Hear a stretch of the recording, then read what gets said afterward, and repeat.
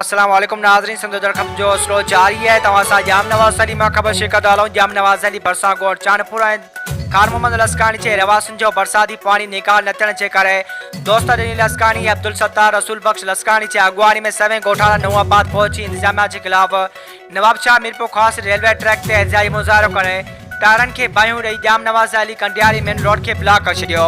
Road block हुअण सबबि ॿिन्ही पासे गाॾियुनि जूं कतारूं लॻी वियूं।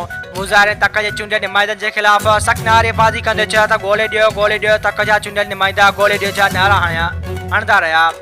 ओन मौक़े ते मुज़ाहिरनि चयो त हालिया बरसाति सबबि असांजा ॻोठ बरसाति जे पाणी में ॿुॾियल आहिनि। पाणी कढण लाइ बार बार इंतज़ामिया खे आगाह कयो आहे पर कंहिं बि असांजे न ॿुधी आहे। हिन चयो त बरसाति जो पाणी पीअण सबबि मच्छरनि जो आज़ार तमामु घणो थी वियो आहे। मच्छर मार स्प्रे न थियण सबबि असांजा माल मरी रहियो आहे। बरसाति सबबि सभु कुझु तबाह थी वियो आहे। सरकारी इमदाद बि ॾिनो नथो वञे। हिते मनपसंद माण्हुनि खे इमदाद सां नवाज़ियो वञे थो। ग़रीबनि जो केरु वाहण लाइ तयारु न आहे। हिननि चयो त असांखे तक जा चूंडियल नुमाइंदा वोटनि महिल यादि करे दरनि ते ईंदा आहिनि।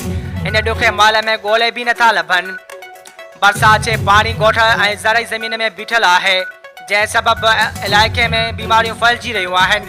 नोटिस वठी असांजे ॻोठ मां बरसाति जो पाणी निकाल लाइ उपाउ वरिता वञनि।